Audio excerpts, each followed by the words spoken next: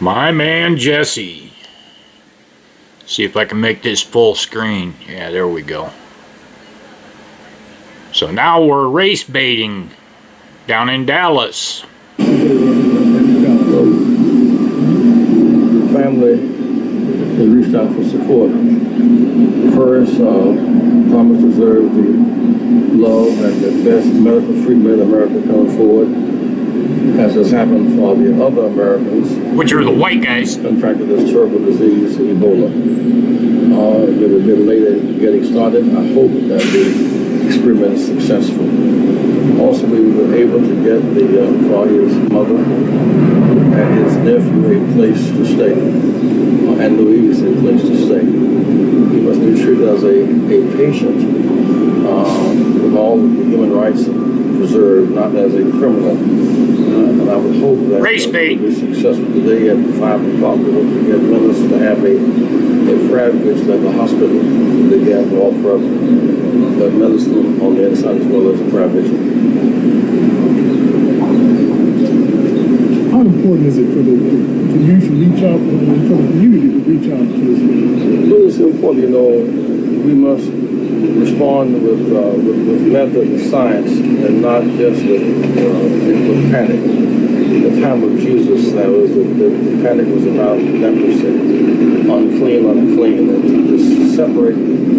Jesus said, fight the disease, don't fight the leper. He stayed in the quarantine shelter, the leper all night long, as a way of affirming his love for the person and fight the disease. We must have that same sense of love for Thomas and to embrace him and fight this disease. It's killing thousands of people. He said when he came to the country, did not know he had the disease. So much that he came to be with his loved ones. And then he took real sick. The symptoms showed up. Went to the hospital and with Ebola. And they gave him a rather cursory examination, sent him home. They sent him back into with Ebola. It's because he's a black guy. He became more ill and he had to come back. It's been slow to get him the best medicine.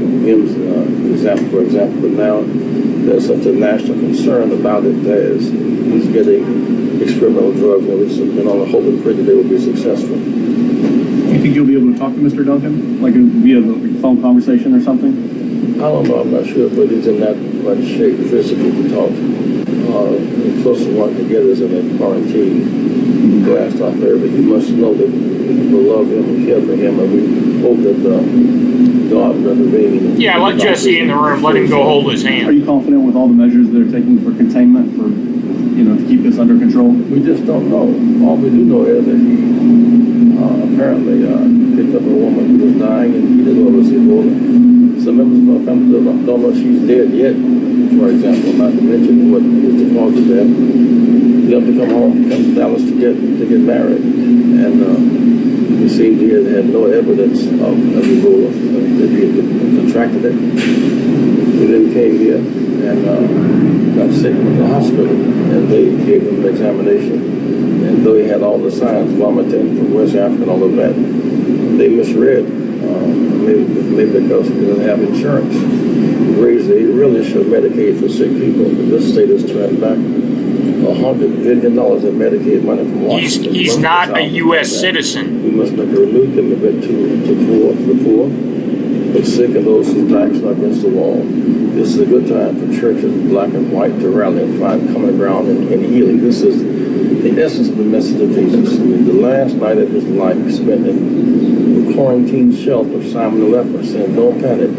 Love this man. Kill the disease. Don't kill the man. Because this disease doesn't have a racial line. It'll take anyone. Well, it will. It's a woman contracted in Spain. When the SARS epidemic came out of Asia, we didn't treat it with this much disdain. The MERS epidemic came out of the Middle East. Measles, some other issues came out of black smallpox, came out of Europe. So we should not reduce this to an ethnic clamoring. This is a humane tragedy. It deserves human rights treatment and humane response. Thank you for your time, sir.